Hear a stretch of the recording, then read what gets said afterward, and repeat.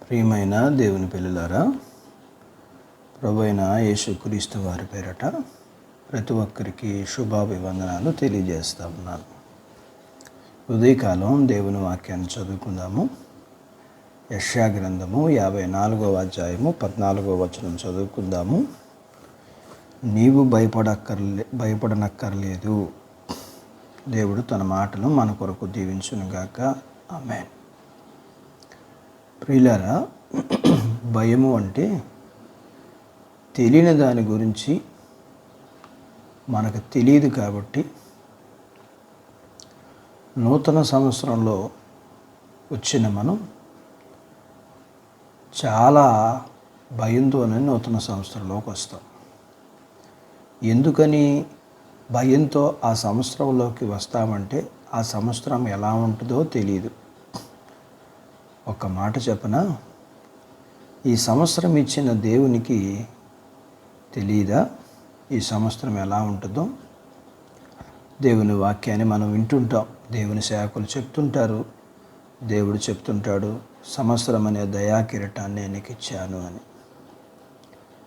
సృష్టికర్త అయిన దేవుని దగ్గర ఉండి మనం సంవత్సరాన్ని గురించి భయపడటం అనేది బిడ్డ తన తల్లి దగ్గర ఉండి కుక్కను పిల్లిని చూసి భయపడుతున్నట్లుగా అనిపిస్తుంది.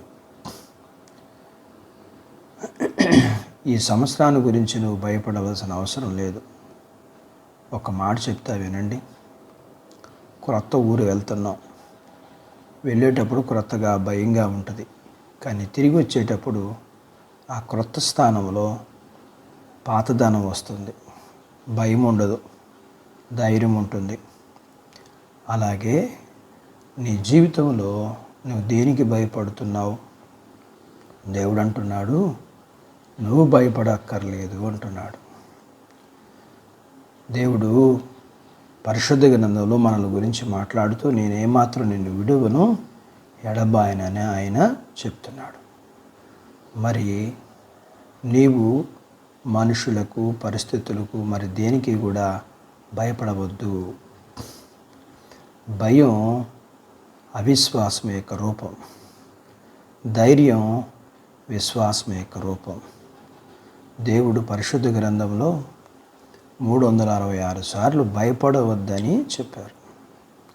భయం నిన్ను చేతకాని వానిగా చేస్తుంది. ధైర్యం నిన్ను సింహంలాగా చూపిస్తుంది. ఒక తల్లిదండ్రుల యొక్క జీవితంలో జరిగిన సంఘటన నేను మీకు జ్ఞాపకం చేయాలనుకుంటున్నాను. ఒక కుమారుడు ఉన్నాడు. ఆ కుమారుడు పొట్టివాడు. అయితే ఆ కుమారుడు సరిగ్గా చదువుకునేవాడు కాదు. ఒకరోజు కుమారుడుతో తండ్రి మాట్లాడాడు.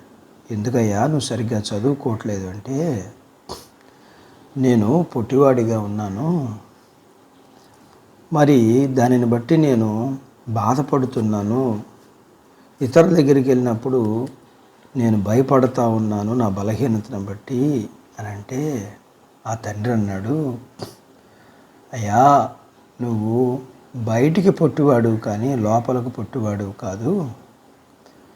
నువ్వు లోపట నువ్వు ఉన్నతమైన వ్యక్తివి అని ఆ వ్యక్తిని, అనగా ఆ కుమారుని తండ్రి ధైర్యపరిచినప్పుడు తను బయటికి పొట్టివాడిగా కనపడవచ్చు కానీ లోపట తాను ఒక ఉన్నతమైన వ్యక్తి. అప్పుడు ఆ కుమారుడు తండ్రి ఇచ్చిన ధైర్యాన్ని బట్టి ఎప్పుడూ మనుషుల దగ్గర భయపడడం కానీ బాధపడడం కానీ చేయక తాను చదువులో శ్రద్ధ పెట్టి చక్కగా చదువుకుని ఒక మంచి ఉన్నతమైన స్థాయిలో ఎదగలిగాడు. ఆ ఎదిగిన వ్యక్తి ఇచ్చిన సాక్ష్యాన్ని ఈరోజు నేను మీ మధ్య పంచుకుంటా ఉన్నాను.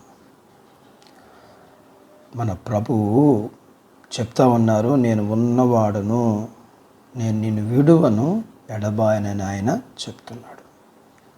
ఆయన నమ్మదగినవాడు కాబట్టి ఆయన నమ్మి నీలో ఉన్న విశ్వాసాన్ని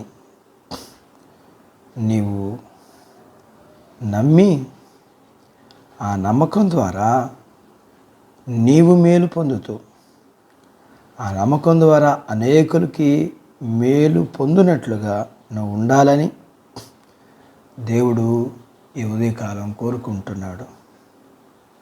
నువ్వు భయపడకుండా ధైర్యాన్ని కలిగి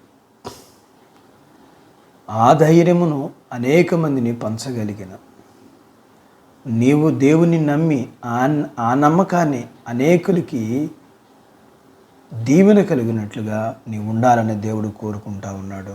అటు బాధ్యత దేవుడు వాక్యం వింటున్న నీకు, నీ కుటుంబానికి దయచేయాలని దేవుడు కోరుకుంటున్నాడు. నేను కూడా దేవుని శాఖనుగా కోరుకుంటున్నాను. అటు బాధ్యత దేవుడు మనందరికీ దయచేయనుగాక. ఆమేన్. ప్రార్థించుకుందాం. ప్రేమ కలిగిన మా ప్రియ పరలోకపు తండ్రి, మీ పరిశుద్ధ నామాన్ని బట్టి మీకు వందనాలు చెల్లిస్తూ, మీ లేఖనాన్ని బట్టి మేము భయపడేవారుగా కాక నమ్మకాన్ని కలిగి ఆ నమ్మకం ద్వారా మేము మేలు పొందుకుంటూ ఆ నమ్మకం ద్వారా అనేకులకి మేలుగా మేము ఉండేలాగా సహాయం చేయండి. వాక్యం వింటున్న మీ పిల్లలందరినీ, వారి కుటుంబాన్ని, వారు కలిగిన యావత్తనంతటిని మీరు దీవించమని యేసు ప్రభువారి నామములో స్తుతించి ప్రార్థించి వేడుకుంటున్నాము తండ్రి. ఆమేన్.